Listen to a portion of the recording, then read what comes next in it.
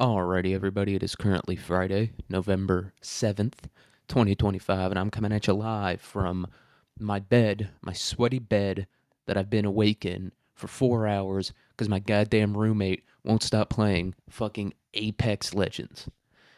And believe it or not, that is based on a real situation I was in last night. I know, hard to believe, that my roommate stayed up until probably 2 in the morning playing goddamn Apex Legends, dude. I don't. There's nothing. There's nothing left to say at this point. I don't understand it. I don't, and I never will understand it. It's just I don't know. It's become like Islam to me or something where I'm like, that's really what we're doing here. Like that's the one you're gonna listen to. All right, Apex Legends. That's the game you're gonna play for 8 hours every day. Okay, man. Okay, I guess that's just what we're doing now. Is fucking playing goddamn Apex Legends for 8 hours, dude, and just nonstop, like true gooning behavior is how ultimately I would describe it. When it comes down to it, the difference between him and someone who goons is pornography, which big difference, but it's just one single difference between him and a real gooner. It's just that his is slightly more socially acceptable. Should it be? I don't know. I feel like that's up for debate, in my opinion, in my mind. But yeah, it was very annoying. I'm very tired. I drank some Coca Cola, some Coke Zero to try to get some caffeine in me. Didn't I, I don't think my brain has the caffeine receptors in it. I just simply don't think they're there. And if they are there, it leads direct, like the nerve that receives the caffeine in my brain leads directly to my heart. Because every other time I'm drinking caffeine, if it works at all, it just makes my heart beat insanely fast, and I'm still so goddamn tired. But now I'm tired with a very fucking fastly beating heart, and I feel like that's the ultimate combination for like a skits out. Being tired but also being like kind of physically wired. To me, that's like you're primed for like a full on nervous breakdown, like clutching your chest, like I think I'm having a heart attack. It's like, no, dude, you just drank a few too many Red Bulls. All right, so yeah, it's a very tired day, and it's only, what is it, 1 p.m. It's not even 1 p.m. Yeah, I'm very just tired out. I was in a class for an hour, or not even an hour, 50 minutes of class, and I was like, is this bitch ever gonna shut up? And she's just like, just like a normal class day. It's just like a normal class of her just doing what she does every day, and I'm like, God fucking damn, can you stop talking?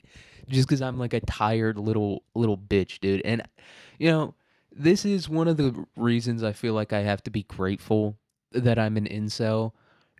Just like a of just I know incel has its own connotation to it, so I'll just say an incredibly physically unattractive virgin who just could not get pussy if he tried his damnedest.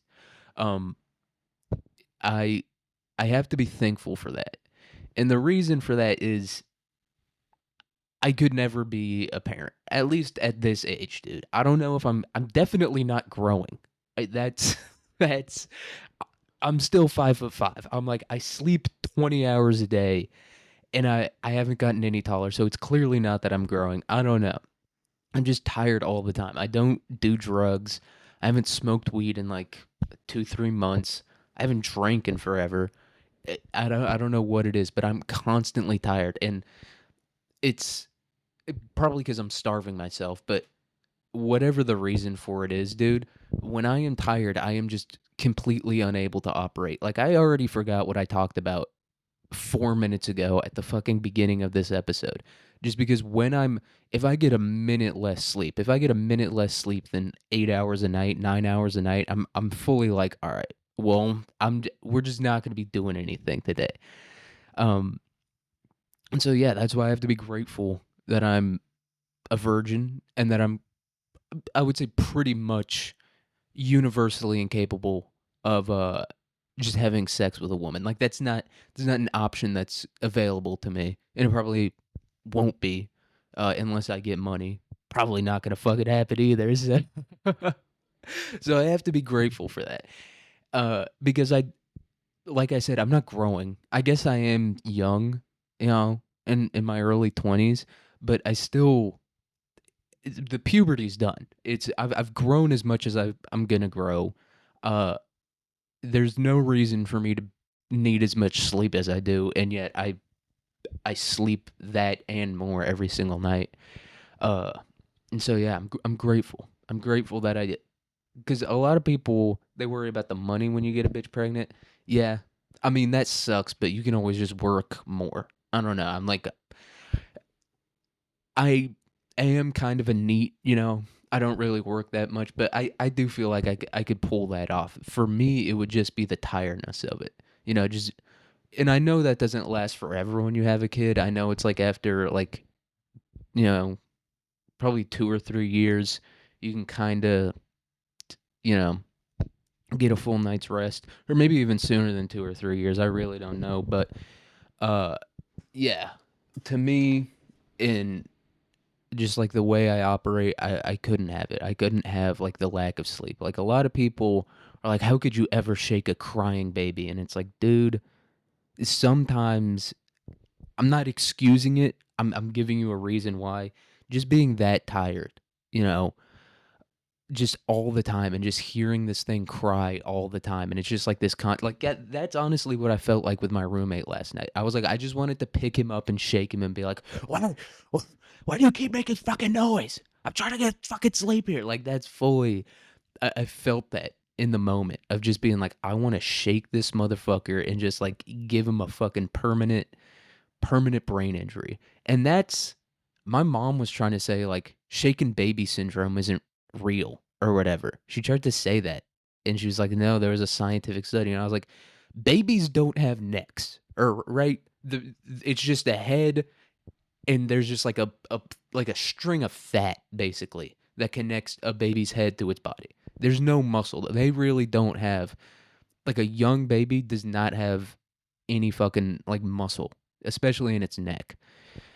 And so it's like, yeah, maybe shaken baby syndrome isn't like completely its own diagnosis, but like if you did that to an adult and you did it to a baby, you would get two very different outcomes. Like if you did it to an adult, I mean, yeah, the guy would probably be like, dude, stop fucking shaking me. But his head isn't gonna like whip back and fucking forth like a goddamn bobblehead or like your dick when you're like shaking shaking the last little bit of piss out. That's not gonna happen to a grown adult's head. It will happen to a baby's head because they don't have the muscles to like fight back against that shaking. They don't to stabilize against it. They don't have that. And so, yeah, maybe shaken baby syndrome isn't its own thing, but you can't go around shaking fucking babies because and I guess I do agree to an extent of like shaken baby syndrome isn't a real thing, but it's it's a traumatic brain injury that you get when you're a baby, dude. Like that's like a pretty big that's like a bigger deal than if you get a traumatic brain injury as an adult. Like if you get a TBI as an adult, yeah, that's an issue for sure. But at least you have you got like the shit all in there. You know what I mean? Like if you're 25 and you get a TBI, yeah, it's not great, but you have like the neural connections made to be able to like talk and like function and walk and stuff like that throughout your life. Now, maybe getting that TBI fucks up some of those connections or whatever. Maybe you get a little bit of certain parts of your brain die or become weaker, but it's still there. But if you do that to a baby, if a baby gets a traumatic brain injury, then that thing it doesn't have any neural connections made. It's just like screaming. That's its only that's its only neural connection that it's made. It's like if I scream, I don't know what's gonna happen. I don't know if babies quite understand why they're screaming, dude. Sometimes I want to talk to the motherfuckers. Sometimes I want to be like, yo, what do you think is gonna happen? Why don't we just sit down? We have a rational conversation, and you tell me what you want.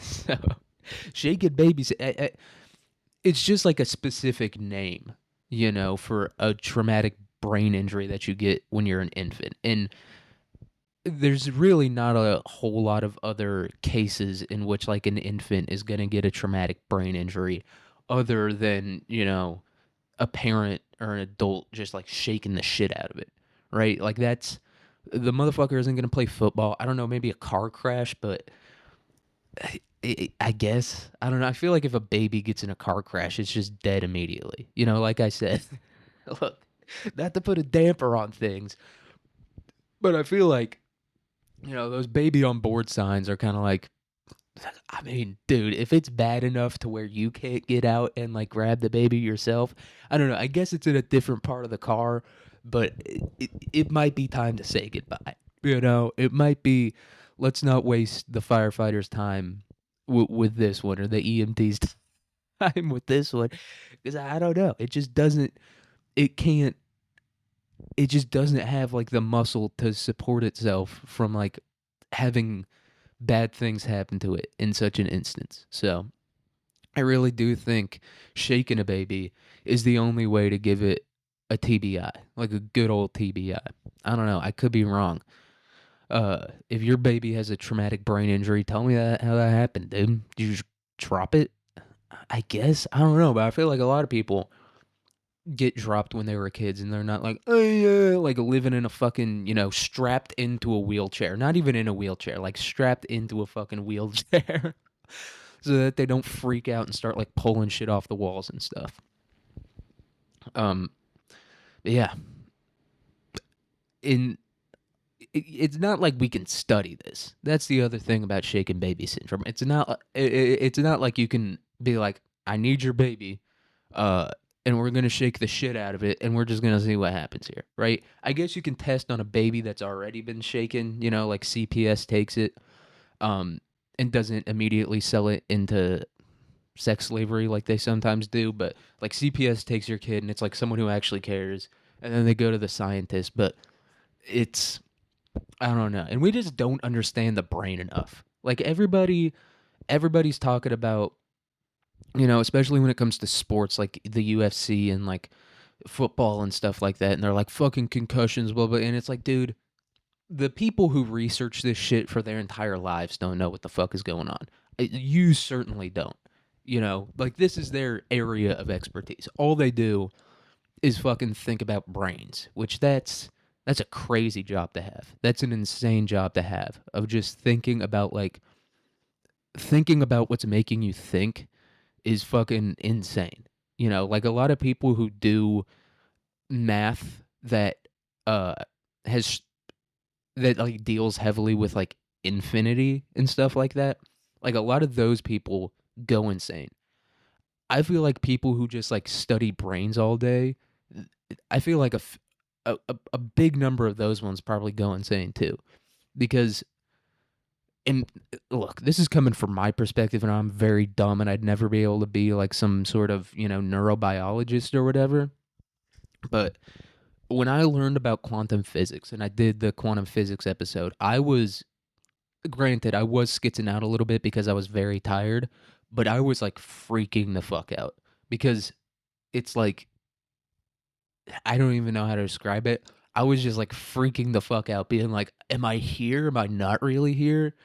And you ultimately come to the conclusion of who gives a shit, right? That's ultimately the conclusion that you come to when you're worrying about shit like that. Like when I took mushrooms, uh, I was like freaking out, being like, oh, I'm trapped in this body for the rest of my life. And I was just freaking out about that because I was high on mushrooms, right?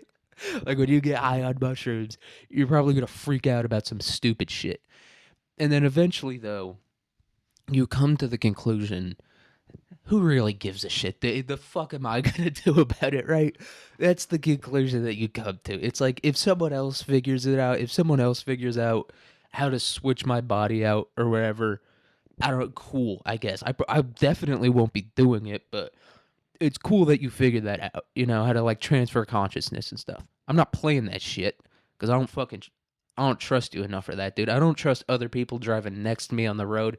You're out of your goddamn mind if you think I'm trusting you to switch around my consciousness or something like that. And so, yeah, you just come to the conclusion like, who really gives a fuck? I don't know. I don't really give a shit, dude.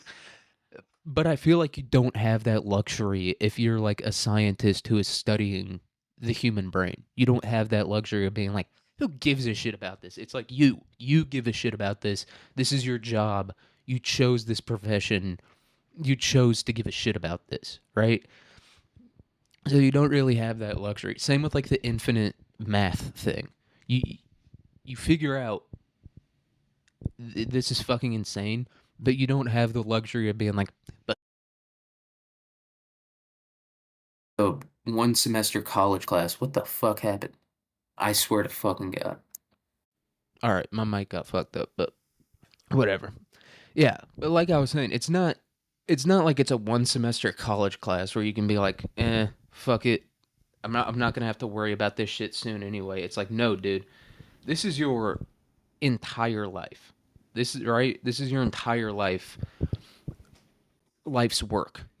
It's the thing you've been working towards your entire life, and it's the thing that you're kind of gonna do for the rest of your life, right? Like if you get a PhD in neurobiology, I don't. There's no going back at that point. There's no being like, yeah, I think I'm just gonna become an HVAC tech or whatever. You can't, you know what I mean? It's not like joining the army when you're 18. You're like, fuck this shit. You serve for 4 years, and then you go become an electrician or whatever. By the time you get your PhD in neurobiology, you're like 32 years old. And if you're 32 years old and you're thinking about making a career change, your life is over. If you're over the age of if you're 1 second older than I am, your life is already set in stone and it's over. Okay? If you are even slightly older than me, then it's time to pack it up. You should probably just kill yourself if you haven't achieved every single little thing you've wanted to achieve in life. Uh, you know, you should just do it. You should just pull the trigger because I'm young and I'll be young forever. And there's and nothing's gonna happen in the meantime. I'm just always gonna be young forever. Um, and so yeah. And while I'm young, I'm choosing not to do neurobiology because I know it'll make me free. Even like basic fucking math, dude. It just it skitzes me out sometimes. Where I'm like, what? How? The fact that someone even made these connections in the first place is insane. It's crazy to me. It doesn't. I don't know how you come to a conclusion, even remotely close to the conclusion that these people came to. Um. So yeah, that to me is pretty fucking insane. And yeah, I don't know. I guess I guess if that's your thing, then cool. But it's a tough balance, you know what I mean? Of being like, I don't really give a shit, but also I give like a massive shit at the same time. It's tough, dude. It's very tough. It's kind of like farting when you have to shit. You know what I mean? It's kind of like I got to get this fart out, but at the same time, I don't want to go to the bathroom and like shit or whatever. I just want to like push this little because it's like upsetting me. It's making me feel a little cramped, a little tight. So I got to push this fart out, but at the same time, a shit might come out, you know. And it's just like that's the balance that you walk. That's the tightrope that you walk for your entire fucking life if you're like in one of these professions, because that it's like the saying the less you know, or wait, the more you know, the less you know, fucking something like that. But like when you're early on in a profession like that, I feel like you can be like, I'm a fucking genius, dude. I understand everything. And then as you dive deeper and deeper into it, you're just like, no, we don't, we're not even at the tip of the iceberg, dude. We haven't even found the fucking iceberg yet. We have no fucking clue where this thing's at, you know? Um, I just feel like and maybe I'm wrong. Maybe I don't understand what I'm talking about at all. But I think like quantum physicists or whatever, they might have that feeling sometimes of being like, holy fuck. God. Because they start out as young and hopeful, and as they like start to get into these experiments and stuff, they come to the conclusion of like, I'm not gonna like call it. I'm not gonna say that it's over for me, but I'm definitely not gonna be the one to figure this shit out. That's how I would respond in that situation, at least. Which is probably why I'm not a quantum physicist, because I would immediately, if anything came up that challenged my point of view in the slightest, or the work that I was doing, I'd be like, all right, I'm just gonna give up, dude. That's why I'm not a quantum physicist, and that's why not everyone could be a quantum physicist. Everyone's you can become anything you want, if you really want to work towards it, but I mean, sometimes you just have to be like, yeah, I ain't gonna do that, right? Like if you're struggling to get through calculus or whatever, and this is, if I was Albert Einstein's teacher, we would have never had relativity or fucking anything like that, because I would have been like, dude, yes, you can accomplish any dream that you want to accomplish. If you really like doing this stuff, then do it. But I mean, dude, you failed high school math. You're not gonna become a mathematician, dude. Maybe like a math teacher. I mean, I failed every single fucking class, and I became a math teacher. So you can maybe become a math teacher, dude. But Albert Einstein, you're not gonna fucking you're not gonna do all that, dude. Right? Like that's what I would be saying to Albert Einstein. I'd be like, dude, just fucking. It's the early 1900s. You're a Jew. Just become like a tailor or a jeweler or something like that, right? That's what I would have said to Albert Einstein. But also, he didn't fail high school math. He just didn't. He was definitely autistic. Like there was that whole thing of like he couldn't tie his shoes or whatever. It's like, yeah, because he's fucking autistic as shit, dude. You don't discover things that Albert Einstein discovered. By the way, without computers, he discovered all that shit without computers. You don't discover those things without without being a little bit autistic, dude. It's like, yeah, is he good as shit at math and like physics and stuff like that? He's having all these crazy ideas. Fuck yeah, he is. But I'm not. I'll just say I'm not surprised that he couldn't. Well, he couldn't tie his. It was fucking something like that. There was like one thing that Albert Einstein just couldn't do at all, and it's like, yeah, that makes sense. You know, Rain Man, count toothpicks real quick and all that good stuff. Go to the casino, but he couldn't talk. Uh, I guess Albert Einstein didn't have that particular affliction, but you can't have everything. Like that's kind of how I feel about that. Or it's just like, yeah, man, Albert Einstein can't have everything. Sorry, you're gonna have to wear like Birkenstocks or Jesus sandals or whatever. Sorry, Albert Einstein, you're a genius. But I guess he didn't have everything. Like if Albert Einstein could tie his shoes, I wouldn't be too upset, right? Because he is a genius and he did discover all these great things, but he does have one major, drawback in his life, and that's the fact that he's Jewish. Okay? That's just the simple fact that he's Jewish. Which that was a joke, but it does bring me to I watched a video from Tommy G yesterday. If you don't know he just does like documentaries and stuff like that. He's kind of like I don't know. Sometimes he is a little bit of a tool, but he seems like a pretty chill guy. I like his YouTube videos. And he did this one about it was about like Israel's control over America and stuff like that. And he wanted to be like fair and unbiased and all that stuff. And so he interviewed an IDF special forces soldier when he was doing this documentary, and it was just some of the, like one of the funniest things I've ever seen in my entire life. I'm gonna be fully It was hilarious. At the time, I was a little bit mad, being like, "No, don't say that." I was a little bit like being a bitch about it, but then I was like, "Dude, this is just fucking hilarious." Because this dude, like most of the IDF, so they're all from America, right? Like no one there's not a ton of people from Israel. Yeah, there's a ton of people with Israeli citizenship, and they say they're from Israel, but that's like me being like, yeah, I'm from the United Kingdom. It's like, no, I'm not, dude. They fucking left there. I'm not from the United Kingdom. But this dude was just, he was being like, he was talking about how the mainstream media is completely on Gaza's side. Or not Gaza, but Palestine. I guess are they fucking up the West Bank a whole ton? I don't. You never hear anything about the West Bank. They must have just the Jays must have wiped the West Bank the fuck out, dude. Because I haven't heard anything about the West Bank. But anyway, he was talking about how there's this great big anti-Israel propaganda machine. Specifically the mainstream media or specifically, I guess, the legacy media, because when you say mainstream media nowadays, like Joe Rogan is mainstream media. He's like the most popular source of like news and information in the world. He is mainstream media. He perfectly fits the definition of it, but he's not like a legacy media. You know what I mean? Like CBS, uh, NBC, PBS, Fox, and like those companies that go back like 50 plus years. Like that's like what you think of when you think of mainstream media, but that and it is mainstream media, but more specifically, it's legacy mainstream media.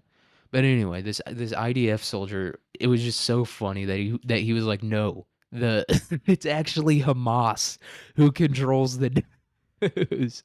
Just a classic turn of the tables, dude. Because there's no other defense. You know, you can't be there's just no other defense that they can come up with. You know, it just has to purely be, no, this is propaganda. These are complete lies. And it's like, dude, I saw the video of the fucking hospital getting blown up, and that's another thing that I don't even yeah, like I don't even know how people like rationalized this idea in the first place of being like, well, the terrorists are underneath the hospital, and it's like, oh, well, you're fighting a war, dude. You're gonna some people are gonna die in the war. You know what I mean? Some soldiers are gonna die. The soldiers are the people who are supposed to be dying in the war, right? Like if you choose to fight a war against someone, you, your soldiers are gonna be the ones that are dying, right? It shouldn't be the populace of either group that should be dying. Obviously, they're gonna get caught in the crossfire, and a lot of them are gonna die. But that shouldn't be if you can avoid it, you should avoid it, right? And so just being like, we had to bomb the hospital, and it's like, dude, no, you didn't. You say you have like the best military in the world, but you can't for the sake of thousands of people, millions of people. You know what I mean? Because you got to think about the future people that hospital is going to serve, right? That it's going to take care of. You can't, for their sake, maybe sacrifice 10 soldiers to go manually clear out this hospital and like take the weapons caches or whatever. You can't do that. Then you shouldn't be fighting the war, right? If you're that scared of your enemy and you're like that scared of losing, dude, that you're willing to sacrifice thousands of innocent people so that maybe 10 soldiers don't die, then you shouldn't be fighting the war. That's not a it's not a sacrifice you should be willing to make. And it's really not even a sacrifice for them at all, right? When Israel and obviously they're committing a genocide. That's the ultimate goal here. But I'm just talking about, you know, from uh the perspective of Israel, I guess, right? Of this being, you know, some sort of valid war or whatever. Um I don't remember what I was talking about, but the point is it's not a sacrifice for them to kill thousands of the enemy, right? That's not a sacrifice for the country of Israel at all in any way, shape, or form, right? It's like, yeah, people are gonna have to die in war, and it's like, but none of your people. I don't know that's not how you should conduct warfare. And I'm kind of one of those people that I'm like, war shouldn't have any rules to an extent, right? And like what I mean by that is like the whole thing about exploding bullets and like shooting people in trenches with shotguns, like that whole thing to me is pretty fucking ridiculous. You know what I mean? Because it's like if the motherfucker has a gun and he's not on the same side that you're on, you should be doing everything in your power to kill that person. Like that's just kind of how I've always felt about like the rules of war or whatever like that. Like nukes, I get that one. Nukes are preventing everybody from dying. But being like, no, you're not allowed to explode your enemy with a bullet. You can only explode your enemy with a grenade or a tank shell or an artillery shell or a bomb or something like that. Like to me that idea is a little bit fucking ridiculous. It's like the motherfucker's going to get exploded either goddamn way. What what difference does it make if I do it with a grenade or a bullet? I'm still killing the guy. You know, that's my ultimate goal. And I guess the argument against that would be like, well, you shouldn't want to like completely wipe out your enemy. You should just want to like beat them into submission. And it's like, well, part of beating someone into submission is like the psychological aspect of it, right? Like you look at Khabib. Khabib as a UFC fighter, he would just ground people into submission. He would grind his opponents into submission. And part of that was like the intimidation of him not really running out of breath, the intimidation of him like being on top of you, talking shit and stuff like that. Right? So I guess what I mean by that is like when you're in a war, you got to have a little bit of that intimidation factor. Like I'm not just going to shoot you in the head. I'm going to shoot you in the head and your head's going to fucking explode all over the people next to you. You kind of you need that. It's not just like a purely physical game of like how many of these dudes can we, take out of the equation. Not just kill but like uh injure in a way that they're not able to continue fighting, you know? And so, yeah, that's why they should be allowed to have exploding bullets in war and stuff like that. But when you're killing the enemy, you can't use that shit on a hospital full of children, dude. You can't you can't be like, there's a dude in Children's Mercy Hospital right now, and he's got like bombs on him or whatever, and then you're like, figured out how to kill the guy, dude. We're just gonna drop a fucking bunker buster on the Children's Mercy Hospital. That shouldn't be the conclusion that you come to, and and that's like applied to a lot of different situations of it being like we have to defeat this evil enemy, this evil, fighting force that we're battling against for the good of the people, right? Like that's ultimately why you're doing it. But you can't that as a reasoning doesn't really work when you're also killing all the people alongside the enemy, right? That doesn't your your excuse, your reasoning, whatever you want to call it, it stops being valid or even making sense when you're also killing all the people that are alongside the enemy. Um and so yeah, I figured out Gaza, guys. Hey, the unemployed college student just figured out fucking Gaza, the guy the guy with the podcast. And it's ridiculous for me to be talking about this shit. But I don't know. Sometimes it just makes me so fucking angry. It just not even the brutality of it. Even though that kind of makes me sad, right? The children dying and all that stuff. And I'm not on the side of Palestine really. Uh I guess I am. I'm just on the side of innocent people like not dying. As much as I might, dislike them or whatever, or think that their ideologies and just the way they function and the way they run their societies, I disagree with that. But I disagree with that, but I'll tell you what I disagree with more than that. Killing thousands of innocent people. I'll tend I'll tend to err on the side of the people who aren't killing thousands of innocent people. You know, um, and I don't know, maybe that's a controversial opinion, but I'll stand up and I'll fight against Israel with my podcast that absolutely zero people listen. You hear that, Israel? I'm not backing down, bitch. Unless you offer me any money at all, a cent. Give me, just give me a whiff of money. You don't even have to fucking Venmo me the money, dude. As long as you say the word money, then I'm fully on your side. And I will condemn the Palestinian false state. I'll say Palestine is a false state. I'll say that baby, you see that baby right there? You see like the thing he was doing with his hands right before the bomb dropped on him?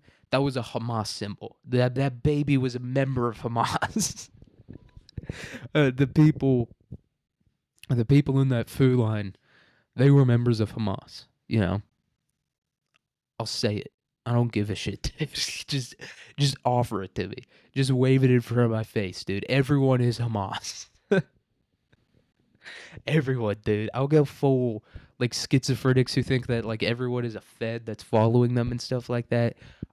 I'll turn into that, but for Hamas, dude. Your grandma took the Xbox away, dude. She's Hamas. Time to kill her, dude. Time to blow up the entire neighborhood. Your grandma took away the Xbox. She's in Hamas. We got to kill everybody in the neighborhood now just to be sure that we got all of them. And that was the other thing that they were doing. And this is just a move that I don't know, it's kind of a goaded move. You kind of have to fuck with this move. And it's the everybody's Hamas move. But so Tommy G was like interviewing the guy and he was bringing up the statistic that 240 like journalists and like even more aid workers, right? Like people in hospitals, people giving out food, stuff like that, have been killed in the genocide. And he's like bringing that point up, and the guy was like, "Well, they disguise people as Hamas, or they Hamas disguises their people as press secretary, or as not press secretaries, but like journalists and aid workers and stuff like that." And that's just like the ultimate, it's the everybody is Hamas thing, but it's a little bit more specific. And I just think that's so funny of just being like, "Nope, it was Hamas." You don't. Dude, I don't want to have to bother explaining this to you, but like if someone says something I don't like, Hamas. Which I guess that's like Israel's version of like calling someone a communist or a fascist or whatever, where it's just like, or a dictator, where, people will do that with like left-wing politicians. They'll be like, if a left-wing politician says something they don't like or whatever, they'll just be like fucking communist, right? Or if a right-wing politician or person says something someone doesn't like, they'll be like fucking fascist. Hamas just does that with like everyone they don't like and everyone that they kill. They're just like Hamas. Hamas. What was that? No, that goes in Hamas. Officer. uh, Am I drunk operating a vehicle right now? Yes, but I was running from Hamas. Hamas just took all my money at the casino. I was at the casino and then I found out that the guy running the blackjack table was Hamas. And so I was trying to find my local synagogue or IDF recruitment station. I was trying to tell him the blackjack dealer at the Bally's casino is Hamas. I'm just gonna start doing that by day to day life. Just run up on someone and punch them. Be like, well, why the fuck did you? It's kind of the pedophile hunter thing of where they'll just like beat the shit out of a retarded guy, and someone will be like, why'd you do that? And he was like, well, he was a pedophile. And then there's just nothing you can say about that. That's that's what I'm gonna start doing with Hamas. I'll just be like, no, that guy wasn't Hamas. That guy was paid by Hamas, and it's like paid paid with what money by Hamas? Where is Hamas getting this fucking money? All the money Hamas ever got was from Israel, dude. No, I'm sure they get. Who do they get it from? Iran. I think Iran gives Hamas money, but it could just be Israel giving them. Like when people are like Iran gives them money, like that could be true. It could be true that it's just Iran being like, we need to fund Hamas, to weaken Israel's global influence, or it could just be that. But it could also be another country entirely paying for it, right? Like for example, what was it? Operation Eagle Claw. I'll try to find it real quick. It was when I did the guerrilla warfare episode and we talked about the Mujahideen in Afghanistan. They were they it was a CIA operation, yeah, Operation Eagle Claw. Or wait, no, that was Iran. Okay, no. I don't remember what it was called. It was called something. Operation Talon? I have no fucking idea what it was called.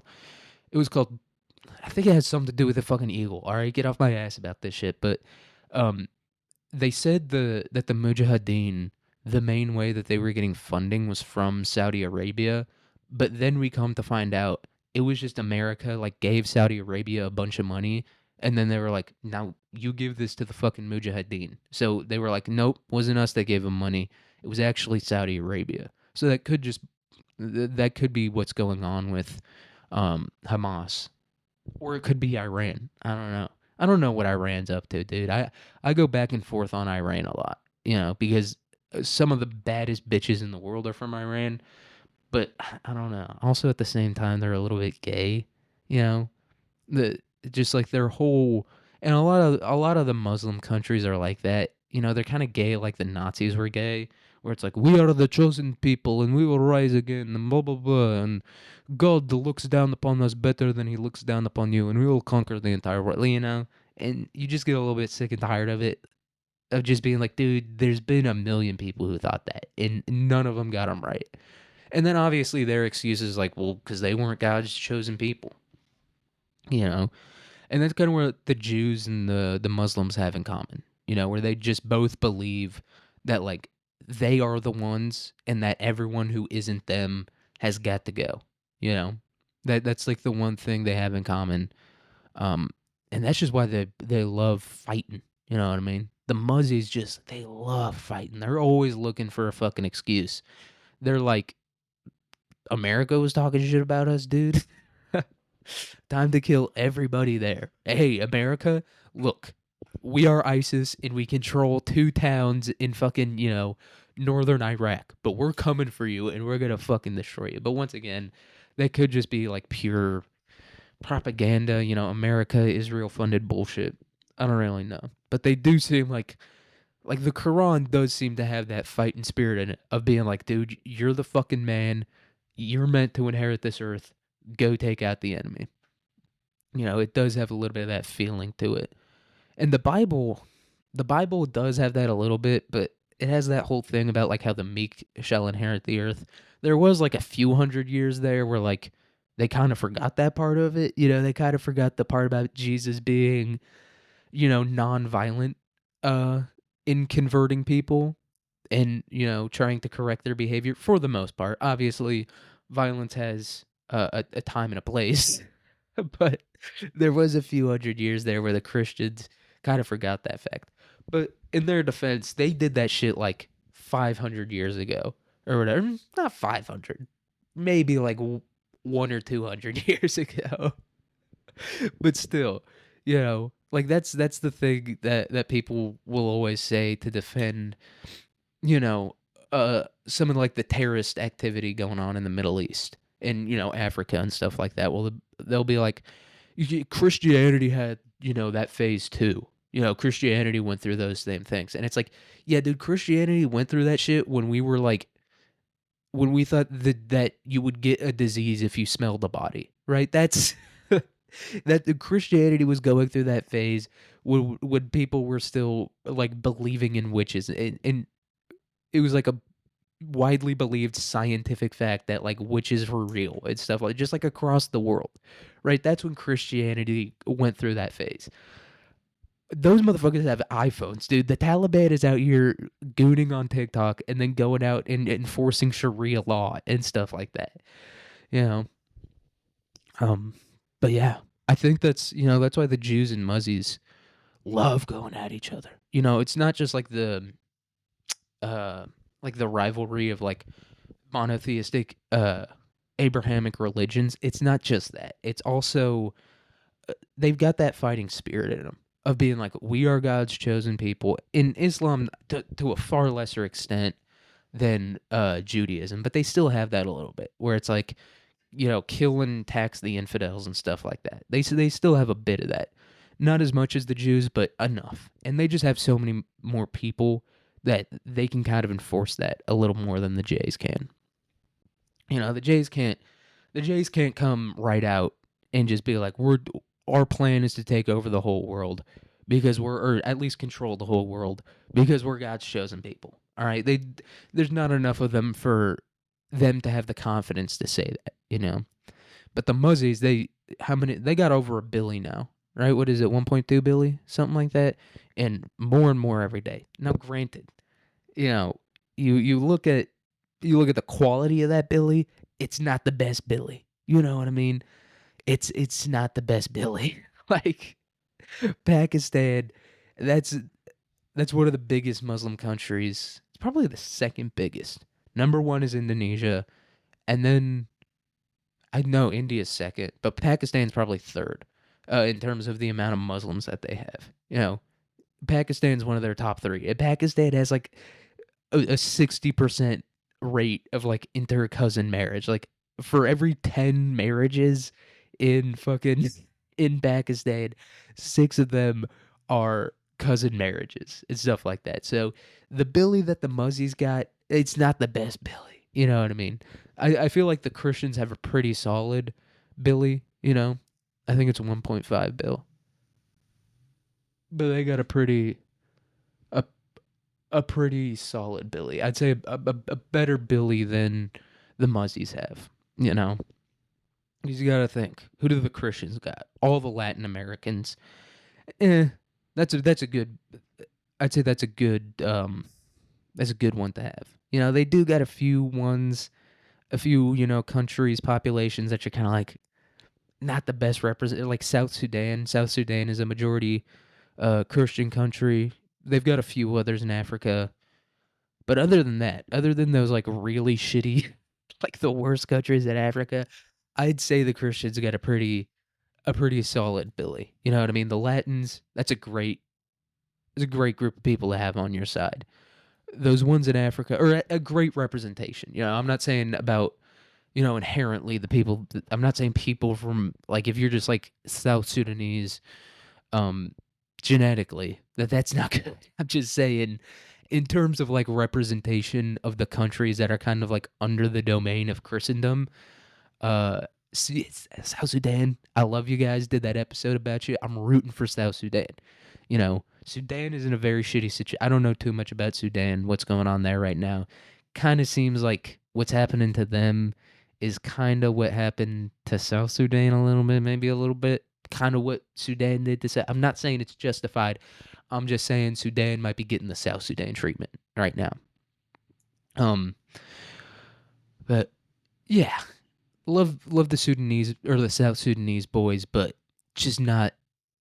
If I had to choose, I would be like, they wouldn't be the first pick on my dodgeball team of countries to have on my side. Is all I'm saying. No offense to the South Sudan. None of them have internet. The fuck am I talking about? None of those boys are peeping this show, dude. But yeah, speaking of Sudan, that's a big thing that's going on in the news right now.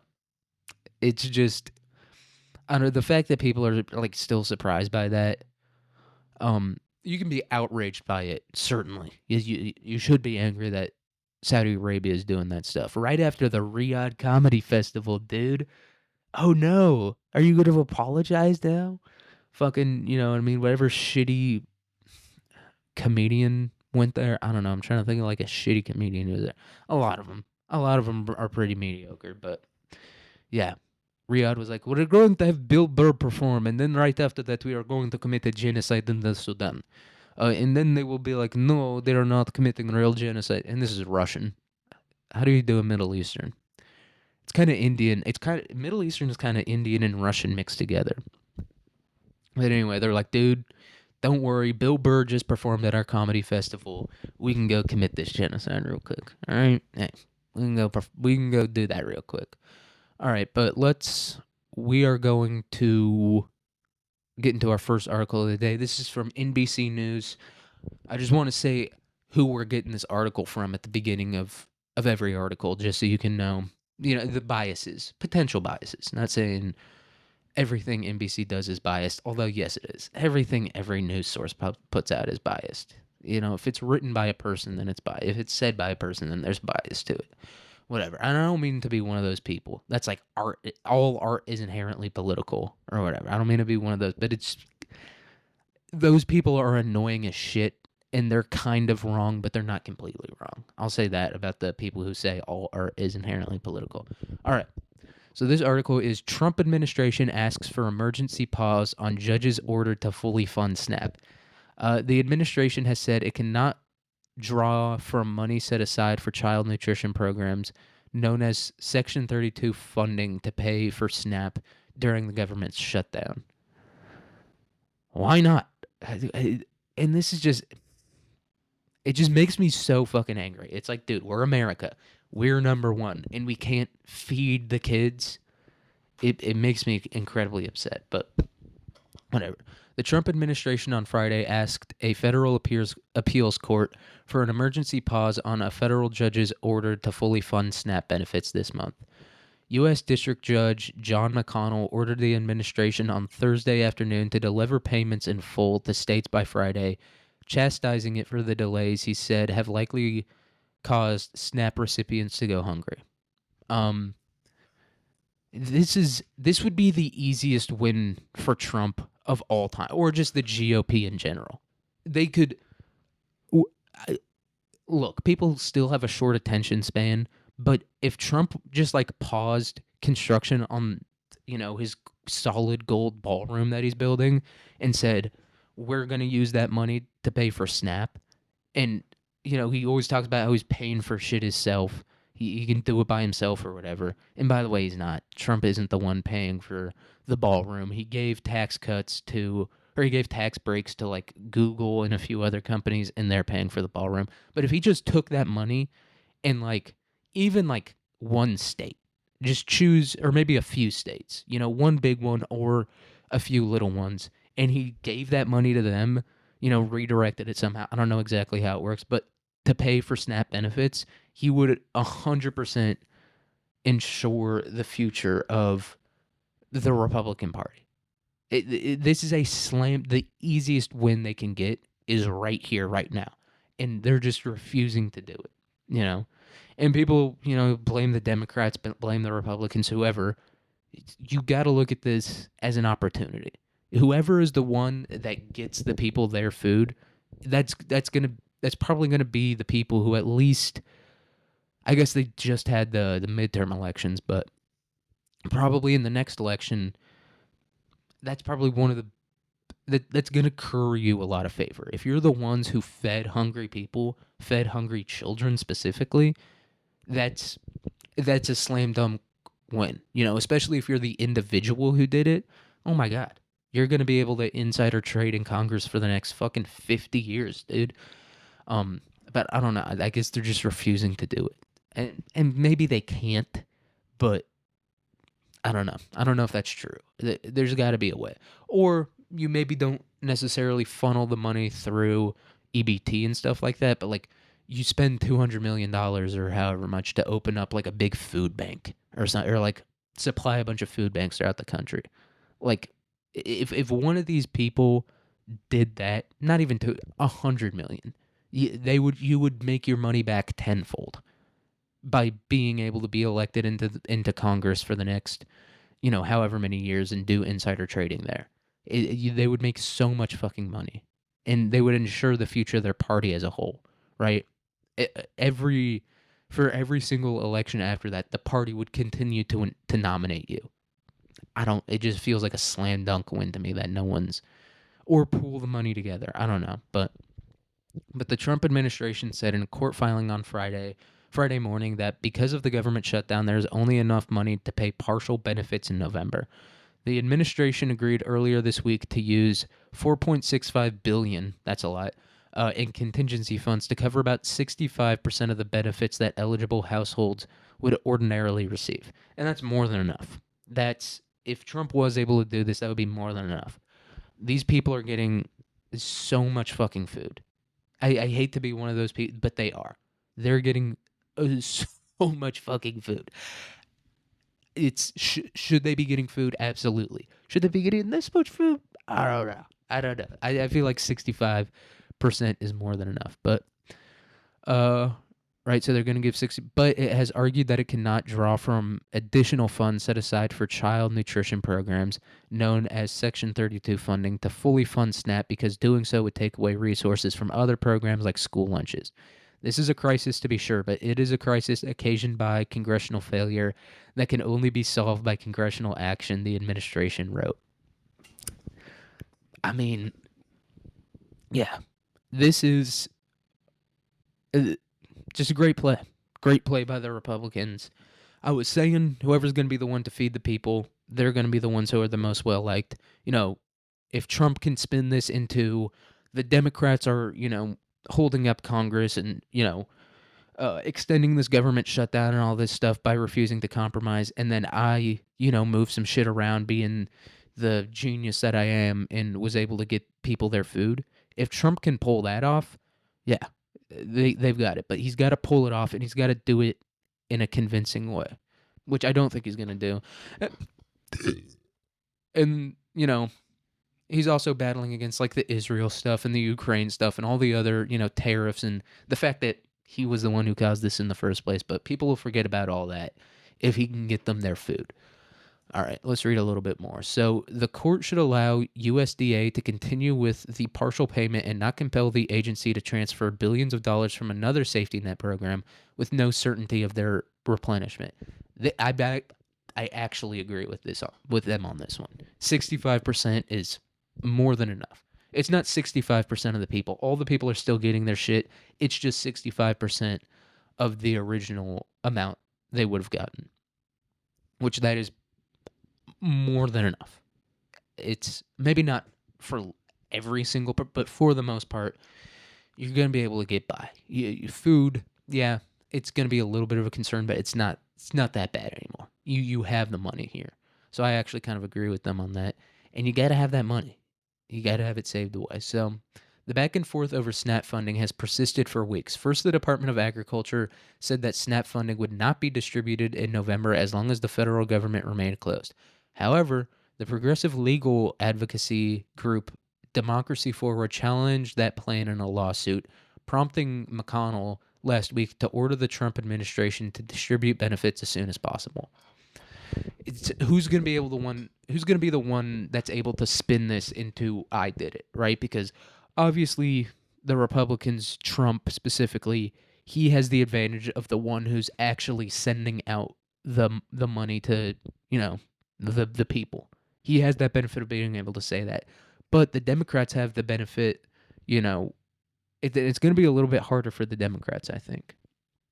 I do think it's going to be a little bit harder for them because they have to get people to remember that Trump said he wasn't going to send out the SNAP benefits and that they sued for him to send out the SNAP benefits. And that sounds simple, but you got to remember, most of these people do not have time to listen to all that shit. That's why, people just don't have time to listen to all that shit. They're like, who gave me the money? Okay, it was Trump. Trump gave me the money. He was the reason I got to give my kids fucking mac and cheese or whatever. Okay, great. I'm voting Republican. So the Democrats are going to maybe have a little bit more of a difficult time. I don't know. I could be wrong, though. All right.